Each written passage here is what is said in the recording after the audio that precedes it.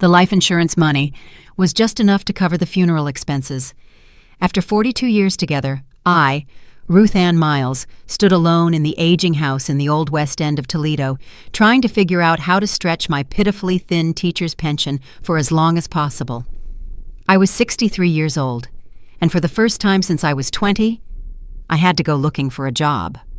That was why I started working the night shift at ProMedica Toledo Hospital, 3 nights a week, in the insurance billing department.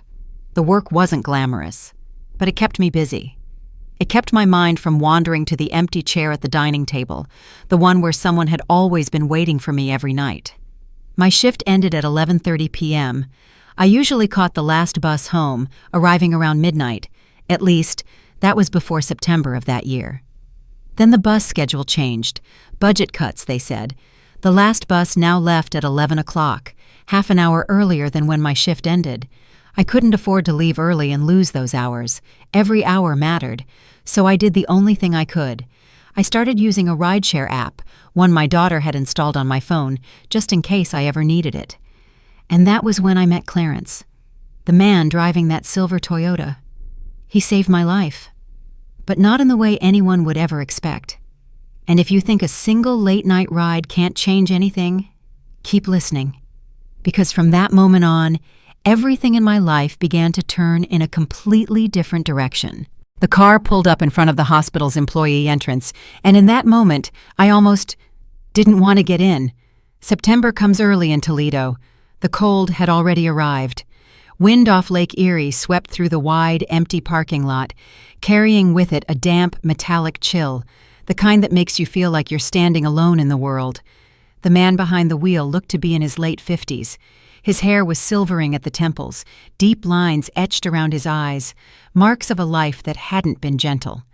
But on the app, he had a perfect 5-star rating, and it was nearly midnight, in a poorly lit parking lot. I opened the door, climbed into the back seat, and read out my address, Ashland Avenue. "Long shift?" he asked, his voice calm and steady. "Every Tuesday, Thursday, and Saturday," I replied, watching the car pull away. The familiar streets of Toledo drifted past in the darkness.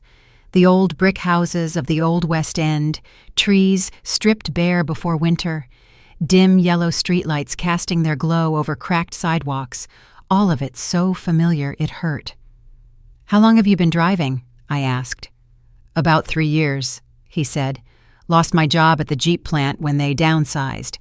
This work helps me get by." Something in his voice made me look up, really look at him through the rearview mirror. He had the same exhaustion I saw reflected in myself, the face of someone life had knocked down, but who had gotten back up because what other choice was there? "I'm sorry," I said, and this time I meant it. He glanced at me in the mirror. I caught a flash of surprise on his face. "Thank you," he said quietly. "Most people don't say that." "Ruth Ann," I replied. "My name is Ruth Ann." "Clarence," he said.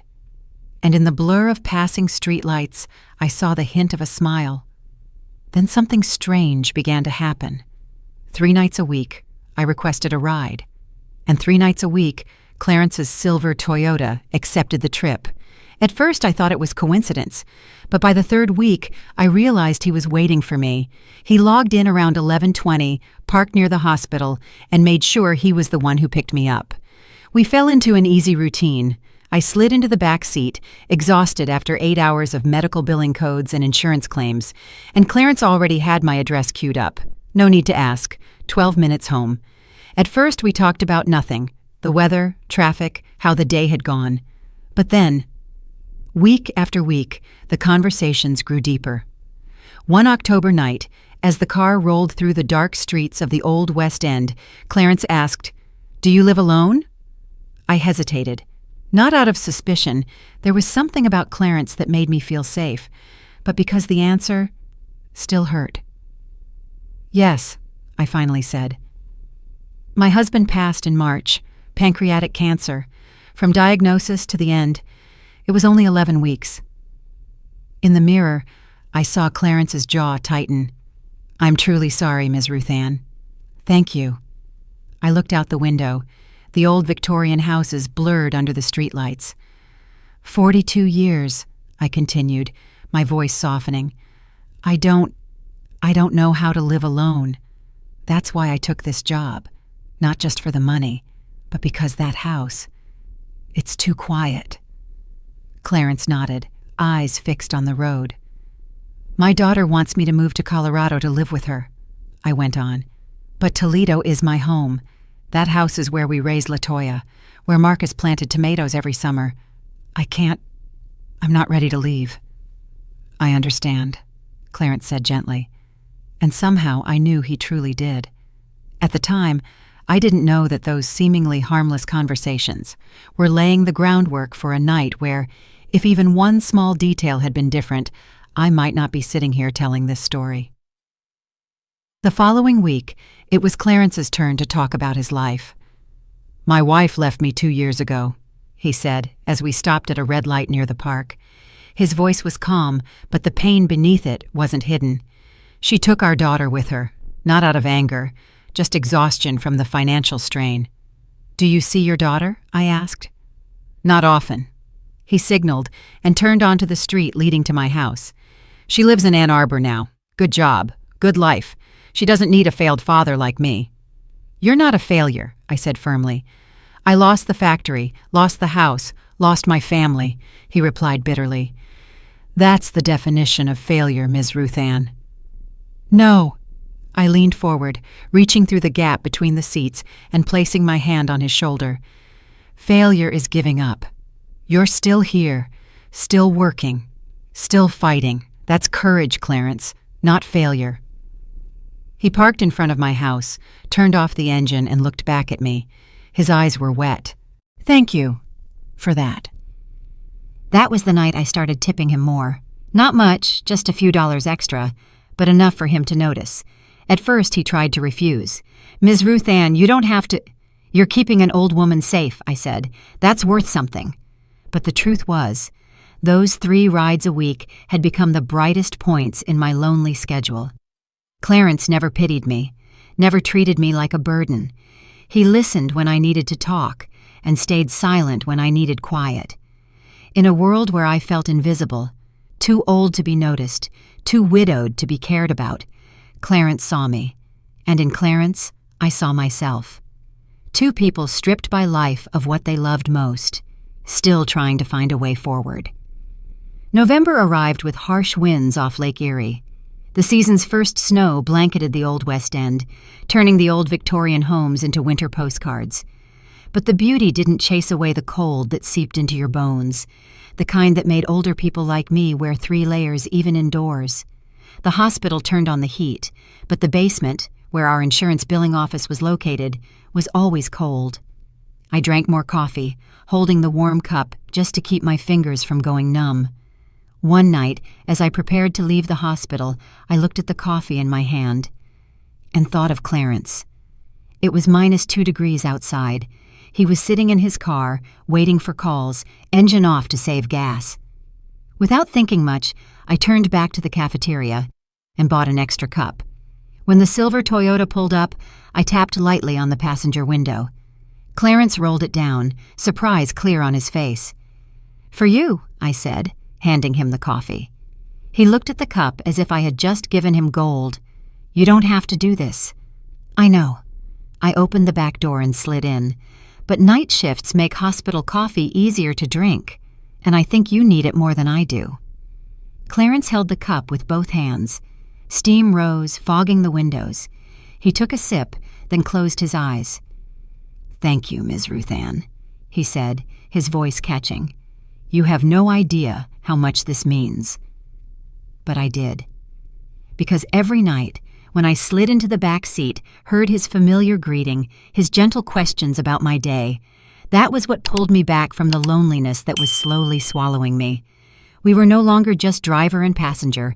We were 2 wounded souls, finding comfort in 12-minute conversations. From then on, coffee became a ritual. I came out with 2 cups, one for me, one for Clarence, and we drove through Toledo's quiet streets, sipping our drinks, talking about everything, and nothing at all. He told me about strange passengers, a drunk young woman crying over an ex, an old man visiting his wife in a nursing home every night, University of Toledo students studying until 3 a.m. for exams. "You know what I've realized?" Clarence said one night. "Everyone carries a story, but they look at me like a machine, not a person, just a service." "I don't see you that way," I said. "I know." He met my eyes in the mirror. "That's why I wait for you every night." I told him about Marcus, about how he drank his coffee, black, no sugar, in a blue mug LaToya had made in elementary school, about how he sat in his armchair by the window every morning, reading the paper and petting our cat, Shadow. "Shadow passed last year," I said, my voice trembling. "Heart failure. The vet said he didn't suffer. He just went to sleep." "That's a good way to go," Clarence said. "Marcus passed 3 months later." I stared out the window as the streetlights blurred with tears. Sometimes I think he was just waiting for Shadow to go first, so he wouldn't have to go alone. Clarence reached back without looking. I took his hand. It was warm, calloused, the hand of a man who drove 60 hours a week just to survive. "You're not alone, Ms. Ruth Ann," he said. "Not anymore." One night near the end of November, snow fell heavily when Clarence picked me up. The heater was already on. Soft jazz played on the radio, something he had never done before. "Special night?" I asked. "My daughter just had a baby," he said. "A girl. Her name is Amara. I've only seen her in pictures." My heart tightened. "She'll come back," I said, though I wasn't sure I believed it. Children have a way of bringing families back together. "That's kind of you to say," Clarence replied, "but I lost them, and that's my fault." "It's not your fault." "It is." His voice hardened. "I didn't protect my daughter when she needed me. And now, I'm trying to do better. Pay more attention, because I won't fail again." There was something in the way he said it, a quiet intensity that told me he wasn't only talking about the past, but I didn't ask. Some wounds are too deep to touch. Instead, I sat quietly in the warm car, sipping coffee, listening to soft jazz, grateful that in this cold world I had found a friend. December arrived like a slap of cold. Not the pretty kind of cold you see in movie snowfalls, but Toledo's brutal cold, the kind that makes my aging joints ache with a dull, constant pain, turning even the short walk from the car to my front door into a test. From that point on, Clarence began doing something he hadn't done before.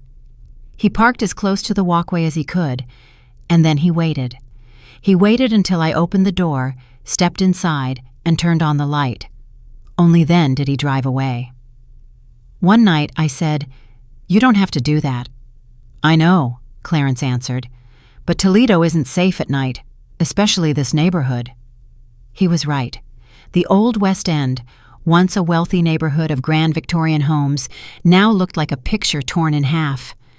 One half was people like me, older folks clinging to the past, trying to hold on to every brick, every doorway trim, every porch railing.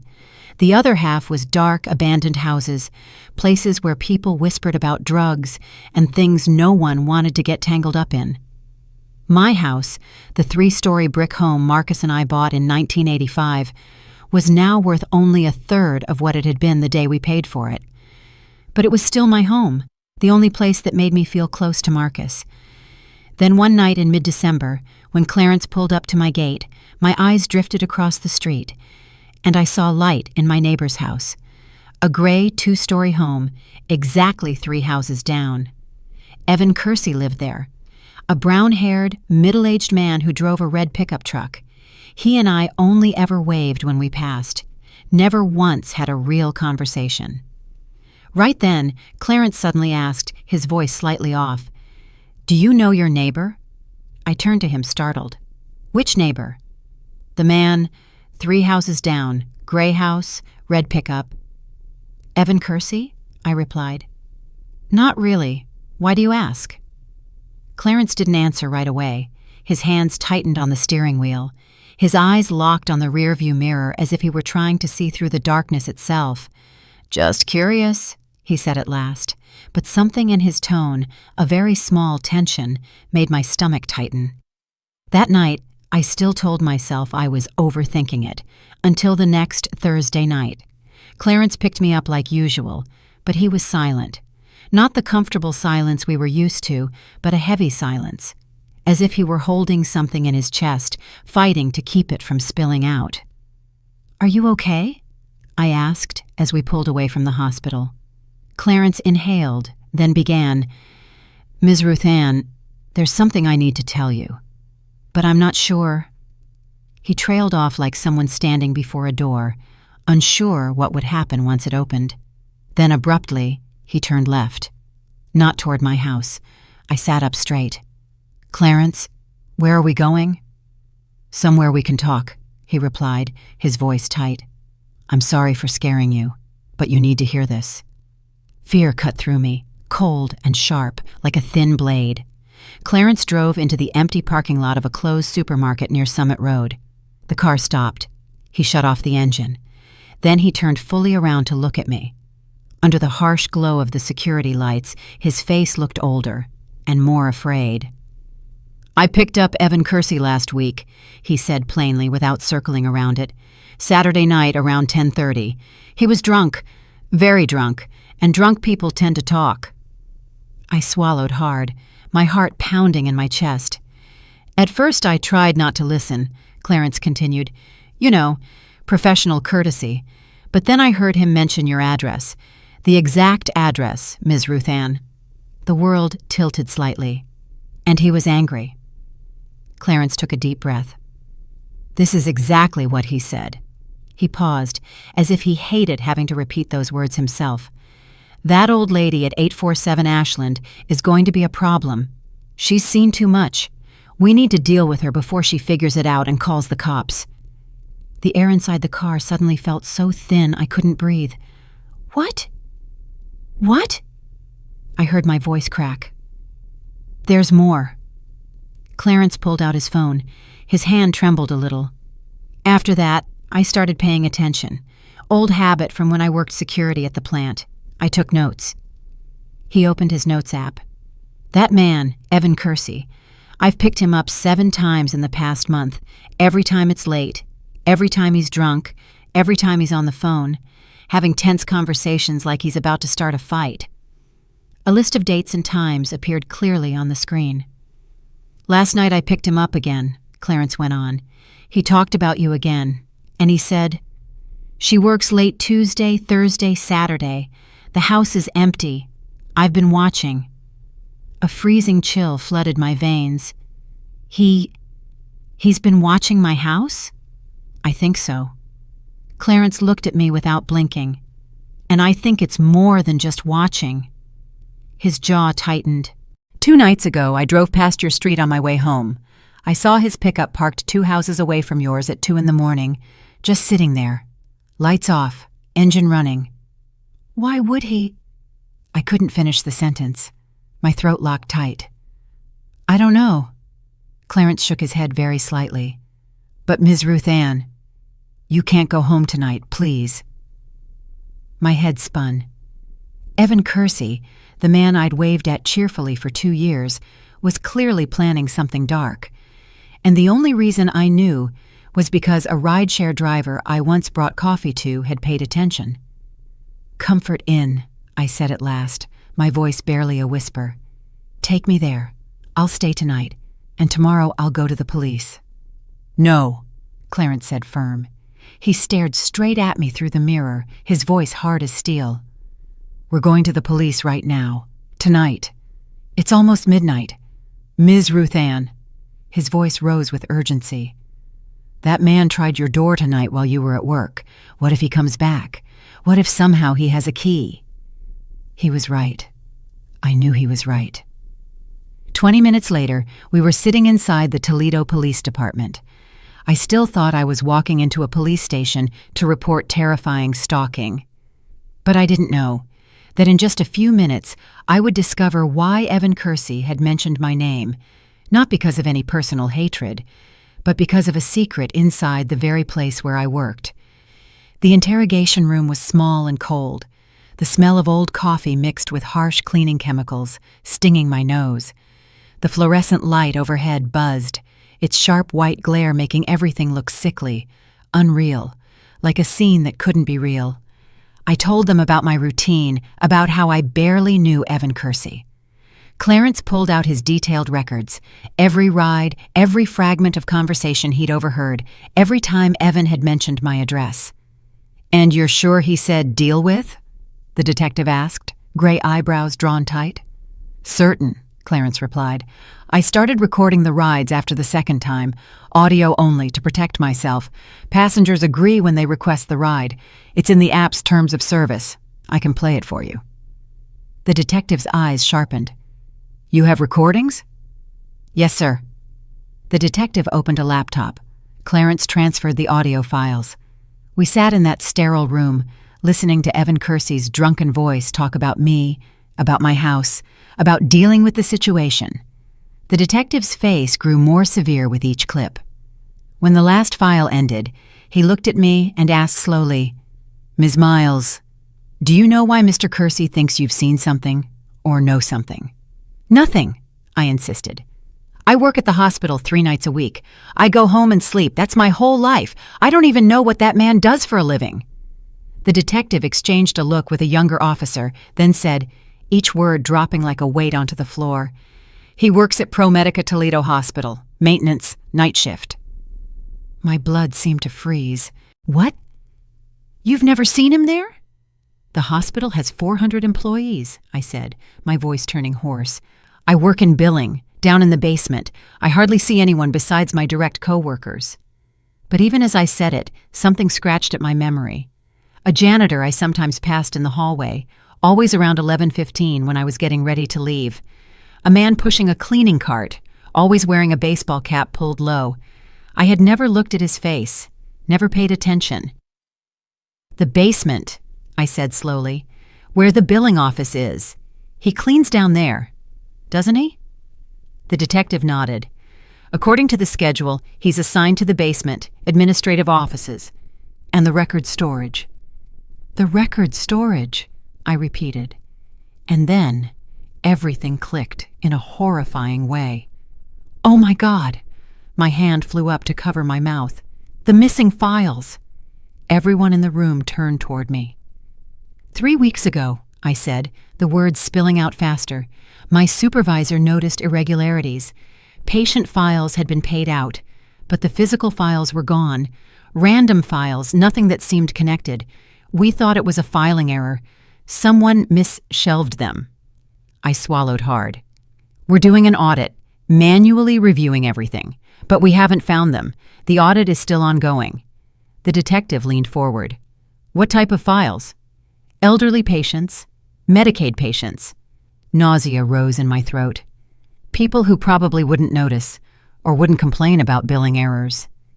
"But if someone is systematically stealing files and submitting fake insurance claims," the detective said, his voice growing heavier, "that's healthcare fraud."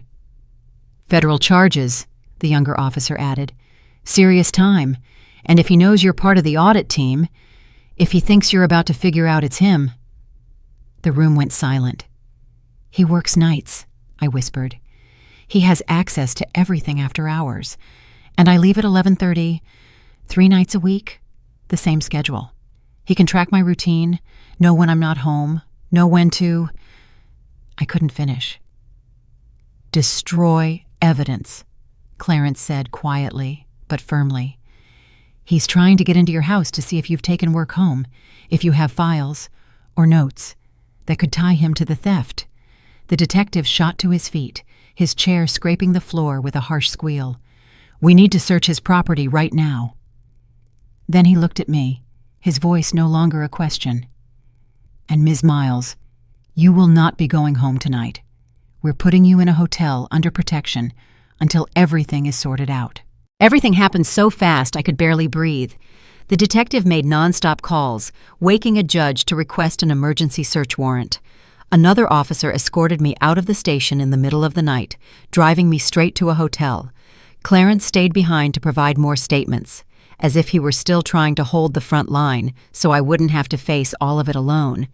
I sat in that anonymous hotel room, curtains drawn tight, and I couldn't sleep. The room was lifeless beige. The smell of disinfectant lingered in stale air. The air conditioner rattled constantly like an insect trapped inside the wall. I startled at every sound in the hallway, the slam of a door, footsteps, someone coughing. I looked at my phone. 2:37 a.m. My daughter LaToya would wake in a few hours in Denver. Every Sunday she called like clockwork, her voice bright, asking how my week had been, whether I was eating well, whether I was tired. And what was I supposed to say? That a neighbor had planned to break into my house? That I was only safe because a rideshare driver had noticed? LaToya had begged me to move to Colorado for months. "Mom, you shouldn't be alone," she said, worry thick in her voice. "Especially not in that neighborhood. It's not safe anymore." I had been stubborn. Toledo was my home. That house was where Marcus and I built our entire life. But now, sitting in a nameless hotel room, I began to wonder whether LaToya had been right. I must have drifted off at some point because a sudden phone ring jolted me awake. Dawn light slipped through a crack in the curtains, pale and cold. 6:15 a.m. The detective. "We found them," he said immediately, without preamble. "Boxes of patient files in his garage, more than 300 files spanning 2 years, and evidence of fraudulent billing claims, totaling over $200,000. I collapsed onto the bed as if all strength had been pulled out of me. "Oh, God!" "He's been arrested," the detective continued. "He'll be charged with healthcare fraud, attempted burglary, and stalking. You're safe, Ms. Miles. You can go home." I heard the word safe, but my body didn't believe it. I didn't feel safe. I felt shattered, violated. A man I had waved at cheerfully had planned to break into my home, possibly to threaten me, or worse, only because I had accidentally been close to exposing his crime. That morning, Clarence came to pick me up from the hotel. Not through the app, no ride request, no money involved. He simply showed up, as if he knew I needed a familiar face more than anything else. We drove through Toledo in the early light. The snow had stopped, leaving a silent white layer over everything.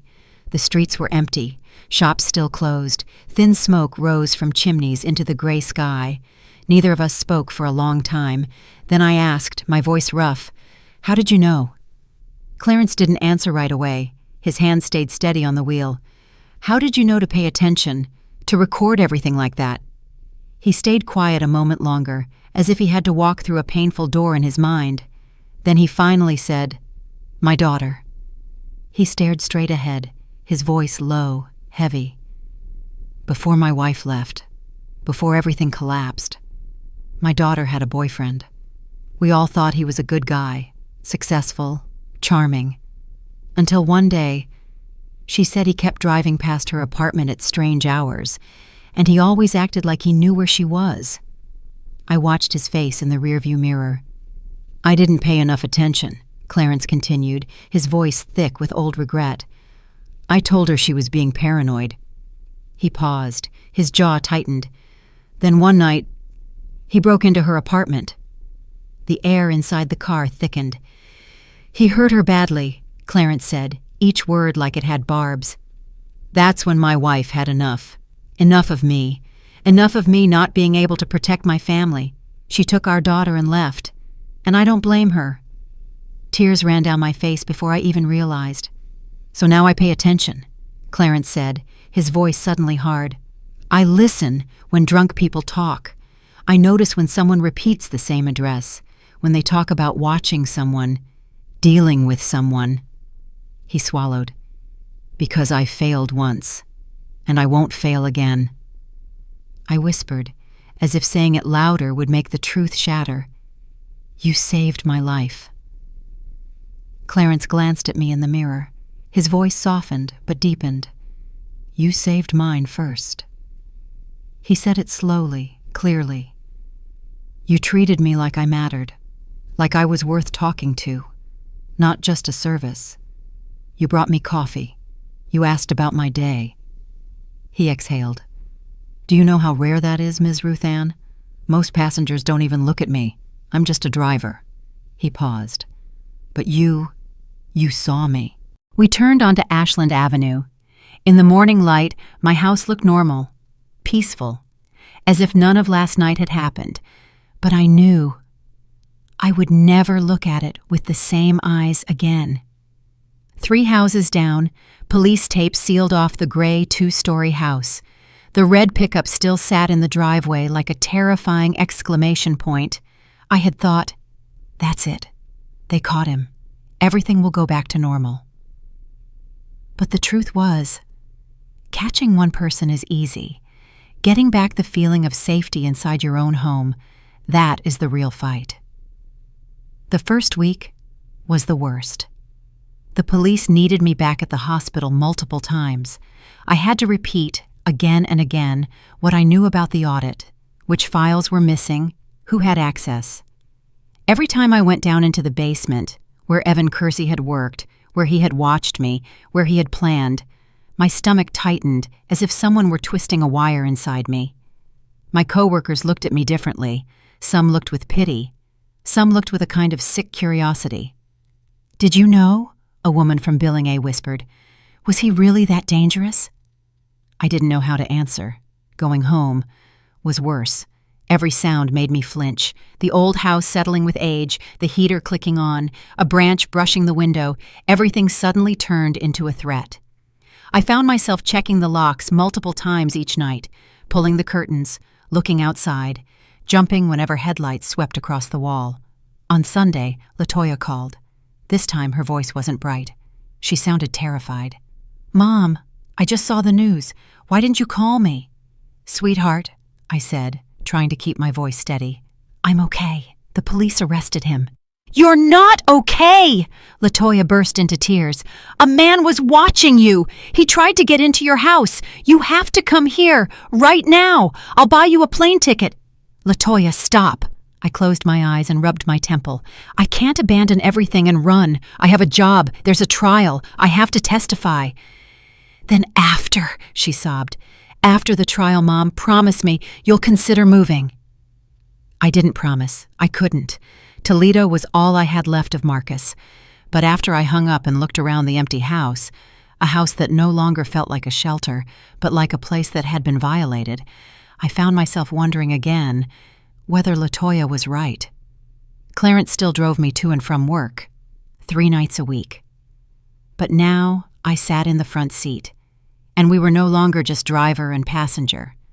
We were friends, bound together by circumstance and by a choice we both made, choosing to care about another human being. "Are you sleeping?" Clarence asked one night in mid-December.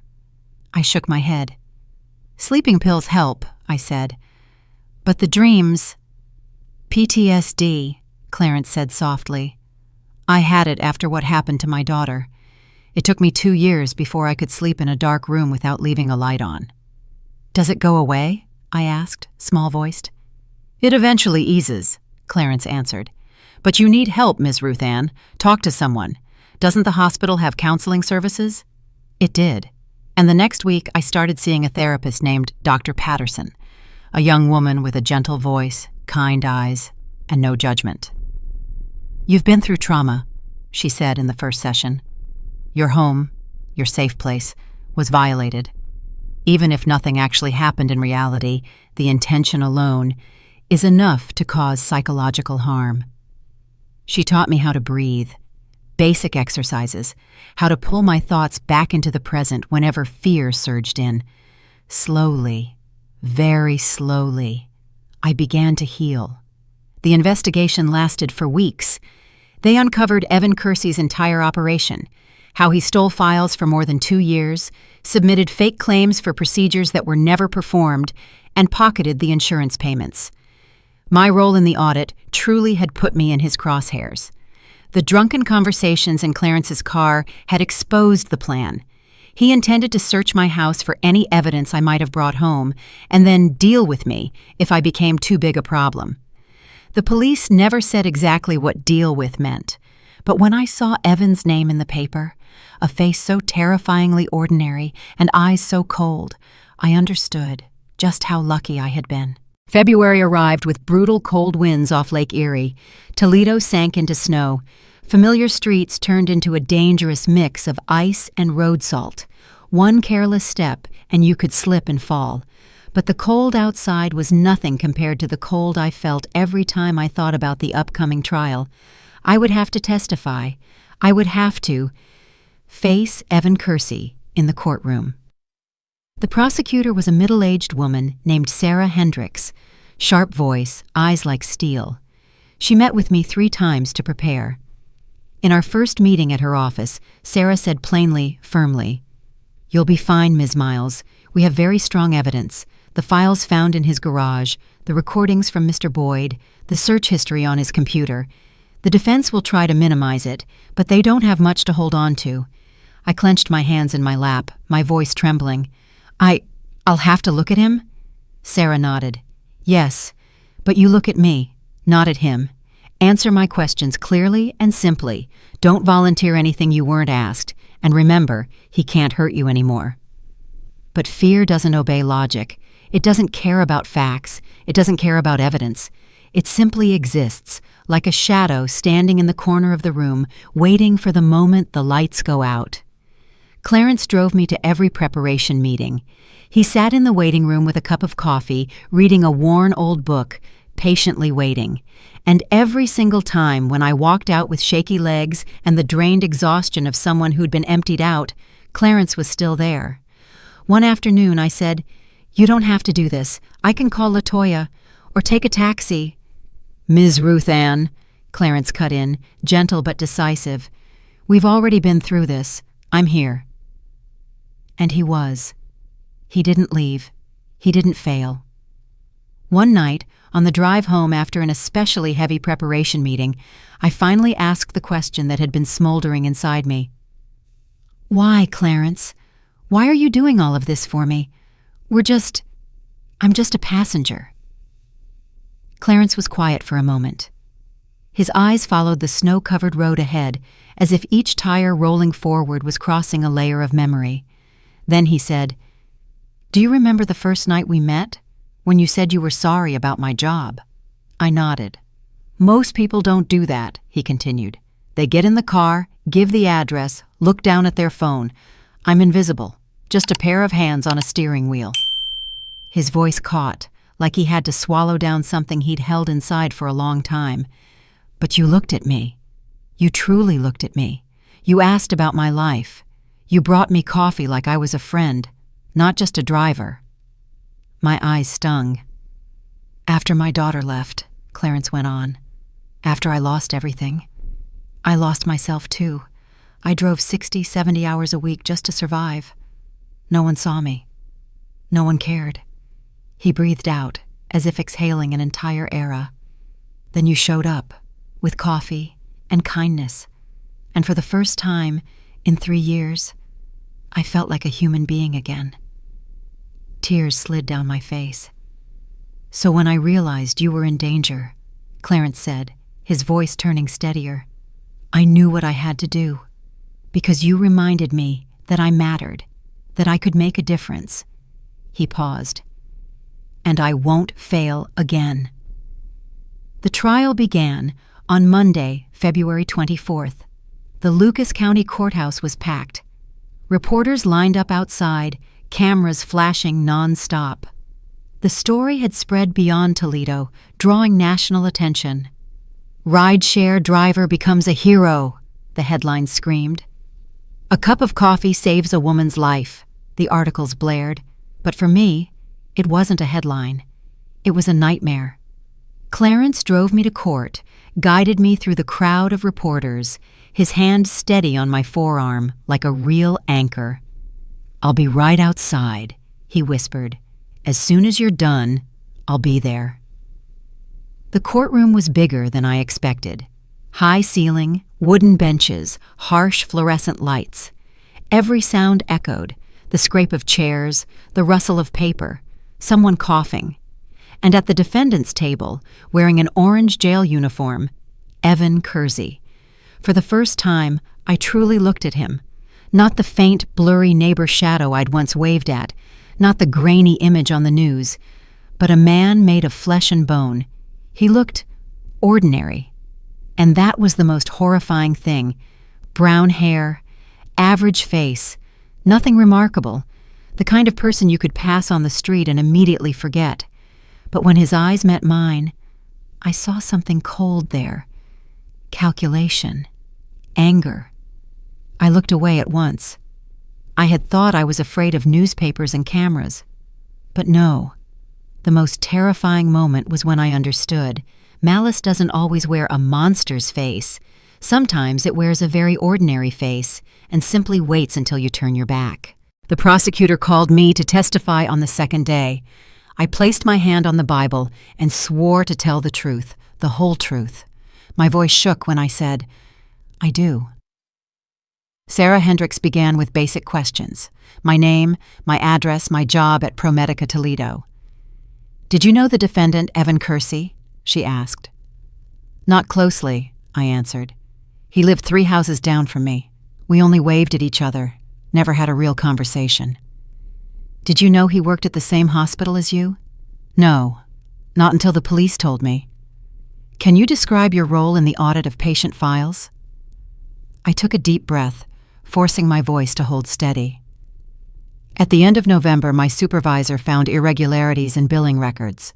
Claims were submitted for procedures, but the corresponding patient files were missing from storage. She formed a team to audit all records from the past 2 years. I was part of that team. "And did you take any work home?" "No," I said. "All work stayed at the hospital, but I did take a copy of the list, patient names we had flagged. I kept it in my wallet in case after hours I suddenly remembered something." Sarah turned to the jury. "So the defendant had reason to believe Ms. Miles might have materials related to the audit in her home." "Objection. Assumes facts," the defense attorney snapped. "Overruled," the judge said. Sarah continued. "On the night of December 14th, what happened?" I told it. Clarence picked me up, drove into a parking lot, and told me what he had heard. "And how did you react?" "I was afraid," I admitted. I couldn't believe a neighbor, someone I had waved at, was watching me, planning something. "Did you go home that night?" "No. Mr. Boyd drove me straight to the police station. We reported everything." "And how did you feel when you learned the defendant tried your door while you were at work?" I closed my eyes. The terror of that night was still sharp as new. I felt violated. I felt scared. Home was the only place that made me feel safe after my husband died, and thinking that someone stood right there, trying to open my door. I still can't sleep without checking the locks multiple times. Sarah nodded slightly. "Thank you, Ms. Miles. No further questions." The defense attorney stood, a short, bald man named Roger Finch. His voice was sharp and biting, the kind that tries to turn you into an exaggerator. "Ms. Miles, did you ever actually see my client trying to get into your home?" "No, but—" "Yes or no, Ms. Miles?" I clenched my teeth. "No." "And did you ever meet my client directly at the hospital?" "Not to talk. Yes or no?" "No." Finch curled his lip.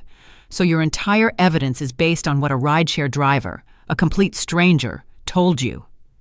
I snapped my head up, heat flaring in my chest. "Clarence Boyd is not a stranger," I said forcefully. "He's my friend, and he has evidence—" All right, all right!" Finch waved a hand as if shooing a fly. "No further questions." But Sarah Hendricks was prepared. She called Clarence up. He walked into the courtroom in his best suit, dark blue, slightly tight at the shoulders, but clean and neatly pressed. As he passed me, he looked at me and gave the smallest nod, like a reminder. "You're not alone." Clarence presented the evidence methodically. Detailed notes, audio recordings, location history showing Evan Kersey had been near my house at exactly the times Clarence said. "Mr. Boyd," Sarah asked, "why did you start documenting these rides?" "Because I noticed a pattern," Clarence answered, steady-voiced.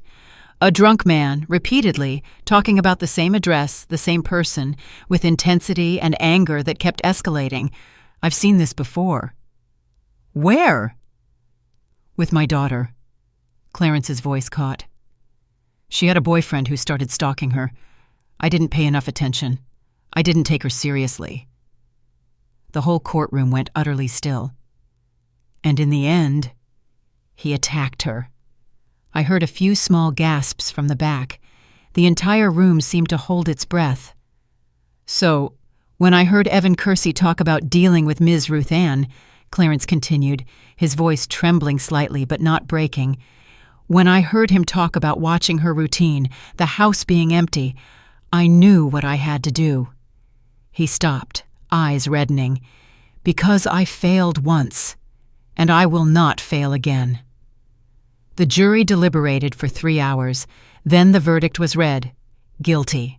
On all counts.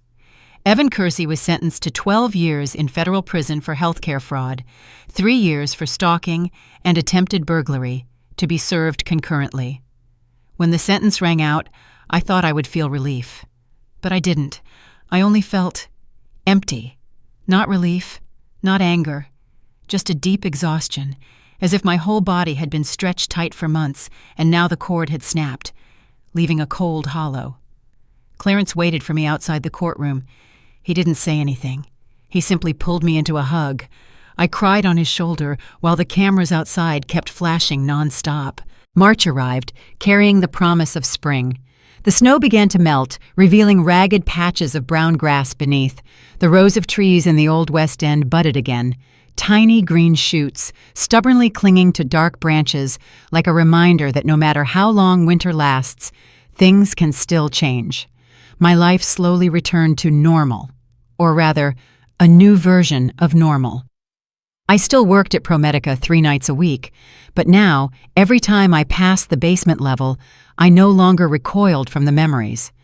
The new maintenance worker, a cheerful woman named Rosa, often waved at me, asked a few simple questions about my workday, as if she were trying to give that place back a bit of warmth it had once lost. The audit ended too. The hospital implemented new security protocols. I received a small bonus for my role in exposing the fraud. But if I had to name the biggest reward I got from all of this, it was the friend I gained. One evening in early March, while Clarence was driving me home, his phone suddenly rang. I saw him glance down at the screen, and instantly his expression changed. His face went pale, like someone had touched an old wound he'd been hiding for a long time. "Do you mind if I—" he asked, his voice slightly hoarse. "Answer it," I said immediately. "Go ahead. Listen." Clarence lifted the phone to his ear. I couldn't hear what the person on the other end was saying, but I watched everything appear on his face in the rearview mirror. Shock, then tears, then something bright, pure joy he couldn't hide in time. "Jenna," he whispered, "is it really you?" My heart tightened. Yes, of course I want to. When? This weekend? I'll be there. His voice caught. He breathed in hard, trying not to let it break. "Thank you, sweetheart. Thank you so much." He hung up, then pulled over to the curb like he couldn't drive another inch. Clarence dropped his head onto the steering wheel and cried. I leaned forward at once and put my hand on his shoulder. "Clarence?" He wiped his face, but the tears still wouldn't stop. "My daughter," he choked out. "She called. She wants me to meet Amara. Wants me to visit. She said she read about the trial, about how I helped you, and she realized—" Clarence swallowed hard. "She realized I've changed." "You have changed," I said softly. "But I think you've always been a good man, Clarence. Your daughter just needed to see that again." Clarence went up to Ann Arbor that weekend. He came back on Sunday with red, swollen eyes, but his face was brighter than I'd ever seen, as if someone had opened a window inside him and let the light rush in. "She's so beautiful, Ms. Ruth Ann," he said as he drove me to work that night. "Amara, so tiny, with these tiny fingers, and the way she smiles when she looks at you." He smiled, and then his voice caught again. "And Jenna, my daughter let me hold her, let me feed her, sat and talked with me for hours." "I'm happy for you," I said, and I truly was. "She wants me to come back," Clarence continued. every 2 weeks to start. But she said, if things go well. His voice dipped, trembling slightly. She said maybe one day we could be a family again. Tears rolled down my face. That's wonderful news, Clarence. You deserve that. It's all because of you, he argued instantly, as if he wouldn't allow himself to take credit. If you hadn't been kind to me, if you hadn't made me feel seen, I wouldn't have paid attention. I would have just been another driver, taking a drunk man home and ignoring everything he said. But you taught me that a small kindness matters, that people matter, and that saved both of us. The next week, Clarence had an idea. Ms. Ruth Ann, he asked, sounding a little hesitant, would you like to come to dinner with us? Jenna wants to meet you. She said she wants to thank the woman who brought her father back.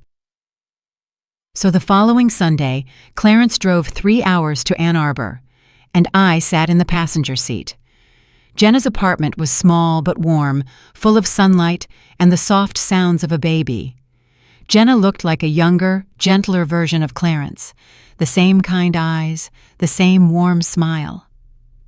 Ms. Miles, Jenna said, and pulled me into a tight hug. I've really wanted to meet you. My dad won't stop talking about you. All good things, I hope, I said, trying to joke lightly to hide how moved I was. All the best things, Jenna answered immediately, her eyes filled. You gave me my father back. I don't know how to thank you. We ate dinner together, Clarence, Jenna, and me. And Amara slept in a little rocker beside us, occasionally making a soft sound like a gentle soundtrack. Conversation came naturally, comfortably. Jenna talked about her nursing job, about the challenges of being a new mother. Clarence glowed, his gaze almost never leaving his daughter and granddaughter. As we cleaned up the dishes, Jenna suddenly said, her voice slowing, Do you know what the strangest thing is? She looked at me, then at Clarence. When I read about the trial, about how my dad paid attention to what people said, how he noticed when you needed help, I suddenly remembered why I used to believe in him. Jenna's voice caught. I was angry for so long, she said, tears spilling. I was stuck in the past so much that I couldn't see the man he was trying to become. Jenna wiped her face, breathing hard. But you saw it, Ms. Ruth Ann. And because you saw him, he was able to save you. And now, she smiled through tears, now we have a second chance. If you think this is just a happy ending, wait. Because what surprised me most wasn't that Jenna came back. It was what it brought with it. A new family I never thought I could still find, at this age, after all that loss. Sunday nights slowly became our tradition. Every 2 weeks, Clarence and I drove to Ann Arbor. Sometimes Jenna cooked. Sometimes we ordered takeout. It didn't matter. What mattered was the time. I watched Clarence change right in front of me. His shoulders sat straighter. His smile came more naturally. The wrinkles around his eyes, once carved by worry, now appeared because he laughed more. One evening, Jenna said something that filled my heart so much I had to sit still for a few seconds just to breathe. You're part of our family now, she told me. Amara needs a grandma. And I. Jenna hesitated, then continued, her voice smaller. I've always wanted a second mother. I had lost Marcus. Lost Shadow. Lost the sense of safety in my own home. But I found this, a strange family shaped by shared trauma and an unexpected grace. One evening in late April, on the drive back to Toledo, Clarence said something that made me laugh and want to cry at the same time. I've been thinking about stopping driving, he said. I turned to him. Really? Jenna said her hospital has a maintenance position. he went on. Same kind of work as before. Not much money, but enough. And I'd be close to Amara, close to Jenna. Clarence, that's wonderful. He smiled, but his eyes softened. But I'll miss our rides, he said quietly. 3 nights a week. 12 minutes back to your house. They saved me, Ms. Ruth Ann. They saved me too, I whispered. Clarence moved to Ann Arbor in May. On the day he left, we stood on my porch, where he had parked that silver Toyota so many nights, waiting until I turned the lights on inside before driving away. I'll come back every month, he promised. And you're always welcome in Ann Arbor. Always. I know, I said, and hugged him tightly. Go. Your daughter and your granddaughter are waiting. When the silver Toyota finally rolled away from Ashland Avenue, I stood for a long time, watching until it disappeared. And in that moment, I felt something shift inside me. Clarence showed me that even in the darkest time, kindness still has weight. And seeing someone, truly seeing them, can change everything. And now, it was my turn to pass it on. The week after Clarence moved away, the billing department at ProMedica hired a new employee. Her name was Maya Chen, 24 years old, newly graduated, and you could tell at a glance she was overwhelmed. I watched Maya struggle with billing codes, saw her stare at the screen as if it were a maze with no exit. Then at lunch, as I passed her desk, I caught a moment when her eyes were wet with frustration, the kind of tears people try to swallow back so no one notices. A year ago, I probably would have turned away, focused on my own work, pulled back into that shell of don't get involved in other people's business. But Clarence had taught me something different. On Maya's second day, I walked into the cafeteria and bought 2 cups of coffee. I carried them like I was carrying a new habit, a continuation. I set 1 cup on her desk and said, as gently as I could, excuse me. The first day is usually the hardest. I thought you might need this. Maya looked up, a little stunned. Then her expression softened immediately, as if someone had loosened a cord that had been cinched tight in her chest. Thank you so much, Ms. Miles, she said. You have no idea how much this means. But I did. I knew exactly. We sat together during break. I showed Maya the system shortcuts, the small tricks I'd collected over 2 years, things that weren't in the training handbook, only in experience and patience. I listened as she talked about her worries, student loans, the loneliness of moving to a new city, living alone for the first time, and the pressure to get it right when everything still felt unfamiliar. It will get easier, I told her. I promise. Just give it time. And the moment those words left my mouth, I suddenly realized I was also speaking to myself.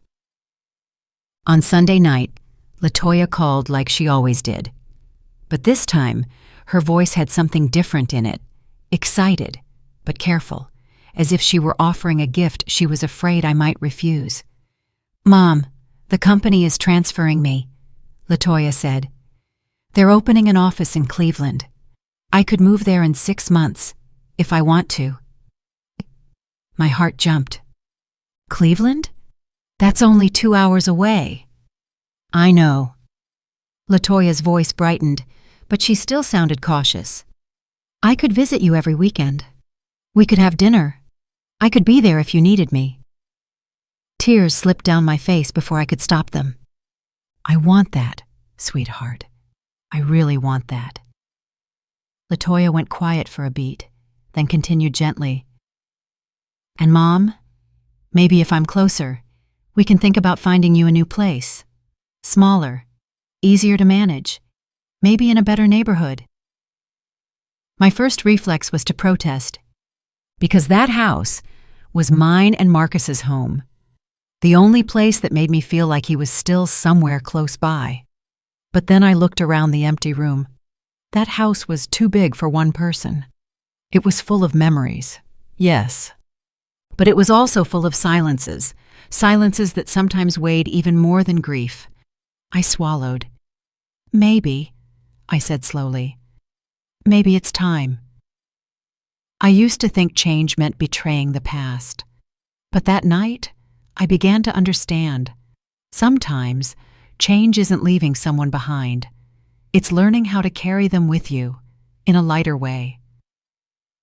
The next month, LaToya flew in from Denver. The two of us went to see apartments in newer, safer neighborhoods of Toledo, places with 24-hour security, neighbors closer to my age, people who understood what it felt like to live alone, without necessarily being lonely. In the end, I found one near Ottawa Park, a one-bedroom with a balcony overlooking the Maumee River. Much smaller than the old house, but just enough for me. When we stood on the balcony, watching the water reflect the sunset, LaToya asked, "Worried?" "Are you sure, Mom?" I nodded, without hesitation this time. "I'm sure." And I truly meant it. Marcus would always be with me, in my memories, in my heart. I didn't need one specific house to keep him alive. In July, I moved into the new apartment. Clarence and Jenna drove down from Ann Arbor to help. They brought Amara with them, by then 8 months old, crawling everywhere, giggling as she explored the new space like it was an adventure. "This place is perfect for you, Ms. Ruth Ann," Clarence said, looking around. Safe. Bright. A fresh start. My throat tightened. "Thank you for everything." Clarence pulled me into a hug.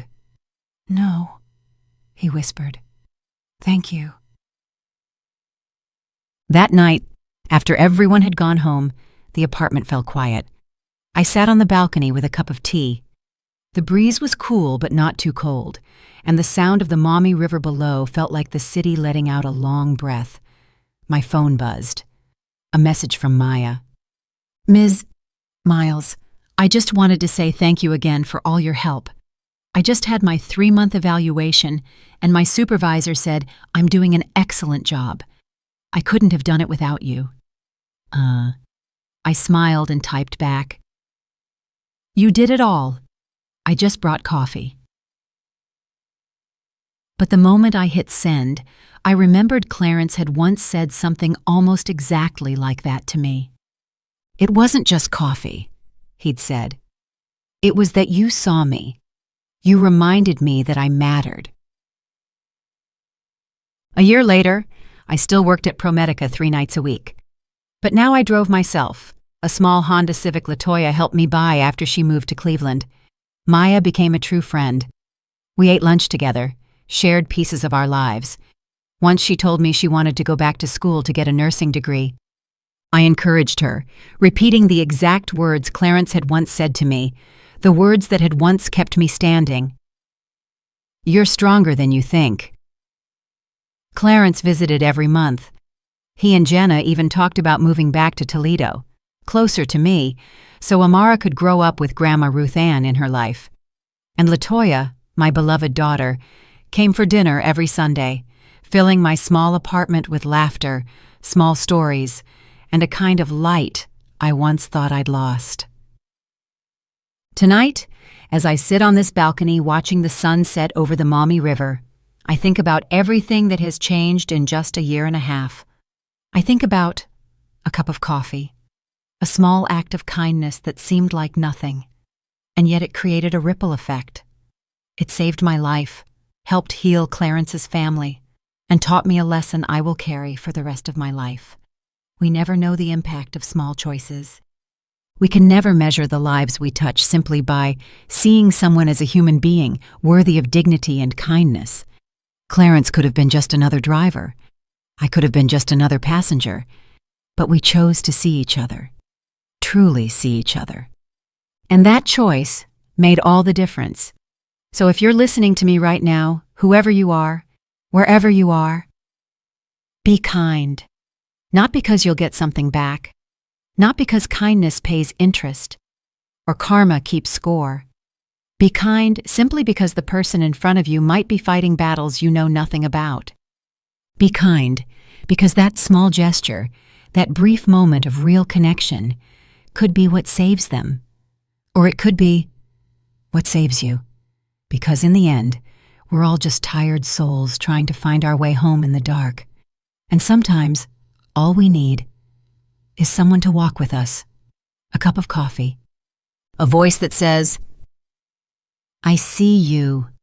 You matter." That's what Clarence gave me. That's what I try to give others every day. And that's what I'm inviting you to do right now. See someone. Truly see them. You never know whose life you might change. If you want to hear more stories like this, stories that touch the heart and remind us that kindness still exists, please hit subscribe and turn on notifications. Because maybe the next story will be the one you need most at exactly the right moment.